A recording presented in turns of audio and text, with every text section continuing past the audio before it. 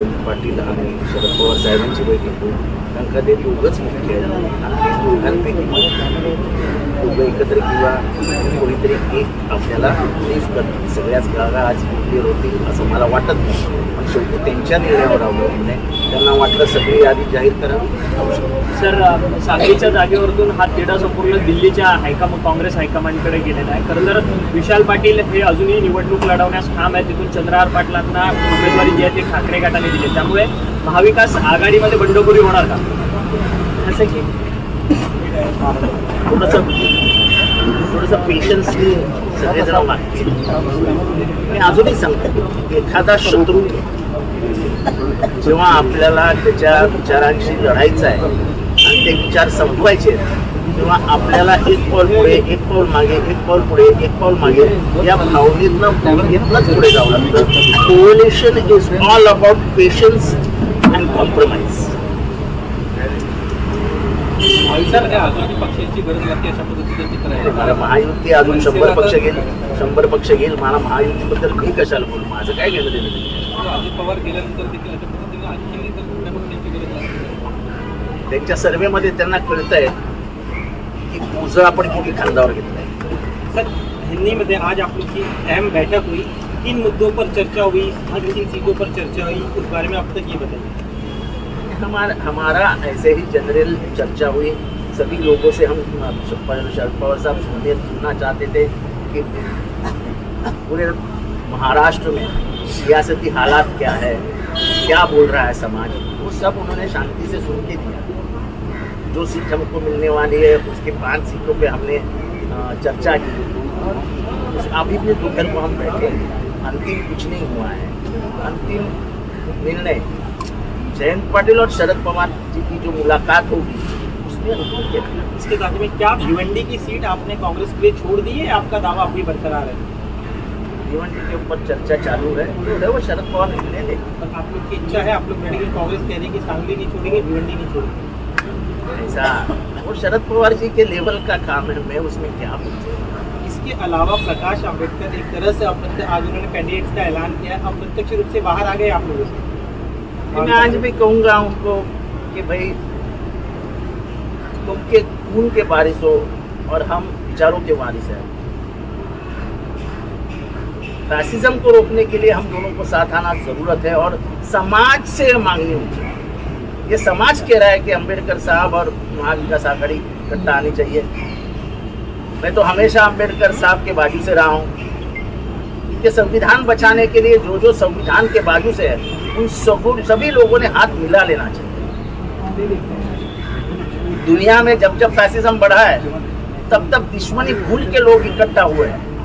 जैसे दूसरे महायुद्ध के बाद जब जर्मनी रशिया में गया तब स्टालिन, चर्चिल, रूजवेल्ट इनकी संयुक्त बैठक में उन्होंने निश्चय किया कि ये फोर्सेस को रोकना पड़ेगा, नहीं तो पूरे दुनिया की डेमोक्रेसी खत्म हो जाएगी. इकट्ठा है. देखो, ऐसा है कि जब तुम्हें एक बड़ा काम करना होता है तो थोड़ा आगे पीछे करना पड़ता है. हमें आज भी अम्बेडकर जी से विनती है कि अम्बेडकर जी आप गुस्सा मत होइए, हम तैयार है, खुले दिल से बात करने को तैयार है. आप हमसे बात मत करो, हम तो कभी बात करी नहीं अम्बेडकर जी से. आप आके पवार साहब, दो साहब और कांग्रेस के बड़े नेता बाला साहब थोड़ा पटोली जी है, चाहिए तो दिल्ली से कोई आ सकता है.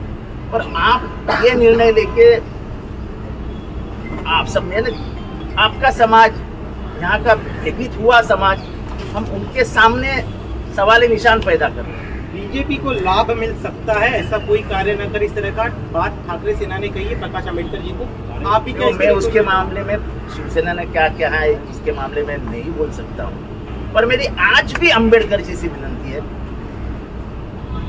कि कोई कदम हमारे तरफ से ऐसा नहीं उठना चाहिए जिससे फैसिस्ट फोर्सेस की मदद हो. क्योंकि डॉक्टर बाबा साहब अम्बेडकर ने कहा था कि संविधान तो अच्छा है, लेकिन संविधान अगर अच्छे हाथों में नहीं रहा तो इस संविधान का कोई फायदा ही नहीं. इसके अलावा कांग्रेस के कई बड़े नेताओं ने आज कहा है कि गठबंधन धर्म का पालन करना चाहिए ठाकरे सेना को. एक तरफा अनाउंस कर रहे हैं बातचीत, जबकि अब भी जारी है.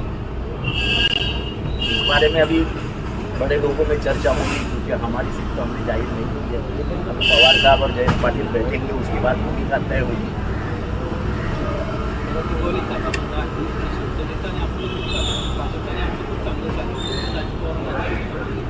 आम्हाला काय करायचं तुम्ही घेतलं ना, तुम्ही जेव्हा पक्ष सोडलात तेव्हा तुम्ही सगळं ओझा अजित पवार म्हणून टाकलं होतं की अजित पवार पण कमी देतात, अजित पवार आम्हाला वागवत नाहीत व्यवस्थित। आता तुमचे मुख्यमंत्री आणि ते एकदम हसत खेळत हाताला टाळी वाजवत बसलेले असतात। आता ते बोलून विचार करावा, आम्हाला काय करायचं। सर, घड्याळ चिन्हाच्या सुनावणीच्या संदर्भात एक आठवडा पूर्ण झालेला आहे, तरी अजून देखील त्याची अंमलबजावणी जी आहे ती अजित पवार यांच्या राष्ट्रवादी कसं आहे की पक्षाकडून होताना तटकरेंनी काल त्या मुलाखत दिलेली आहे, मला वाटतं त्यांनी निर्णय वाचलेला दिसत नाही किंवा त्यांना अजित पवार अडचणीत यावे अशी त्यांची इच्छा दिसते। कारण का ह्याच्यातनं straight contempt of court supreme court, आणि सुप्रीम कोर्टला जर इतक्या हलक्यात घेत असाल तर तो काय राष्ट्रवादी काँग्रेस नव्हता पक्ष की तुमची दादागिरी सहन करेल, तो सुप्रीम कोर्ट आहे। आणि ह्या विषयावरती बोलण्याचा, पत्र लिहिण्याचा अधिकार तटकरेंना नाही आहे। तटकरे हे नॅशनल लेवलला हँडल केलं पाहिजे असं सुप्रीम कोर्टाचं म्हणणं आहे। तटकरेंनी काल म्हणताना सांगितलं की फक्त वृत्तपत्रात जाहिरात देणं एवढंच बंधनकारक होतं, कुठेही घड्याळ चिन्ह वापरताना ते न्यायप्रविष्ट आहे असं लिहिणं कुठं बंधनकारक? निलेश तो बड़ा सुप्रीम कोर्ट का जजमेंट दे रहे।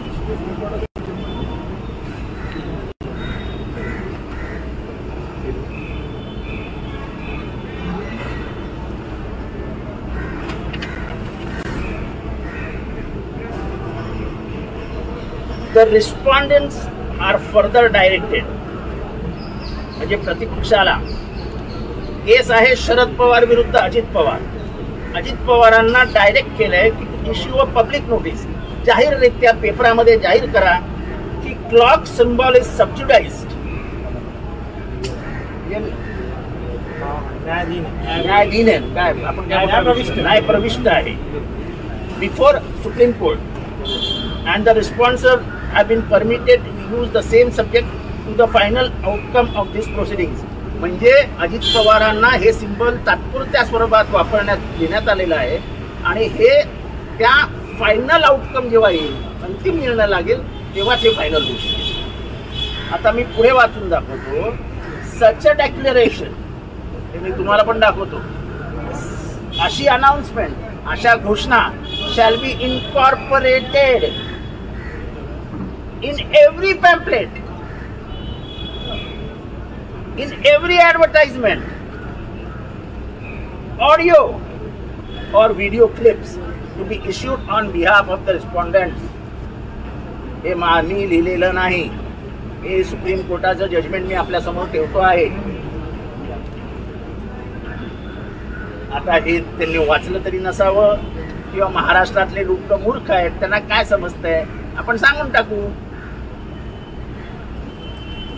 इसके अलावा सातारा की सीट परंपरागत तरीके से एनसीपी के पास रही है, लेकिन महायुति में लग ये रहा है कि वो बीजेपी के खाते में जा सकती है। देखो, हमको महायुति का सवाल क्यों पूछते हैं, और मेरा स्वभाव ही नहीं, मैं दूसरे के घर में देखता ही नहीं हूँ उनके घर में क्या चल रहा है। धन्यवाद।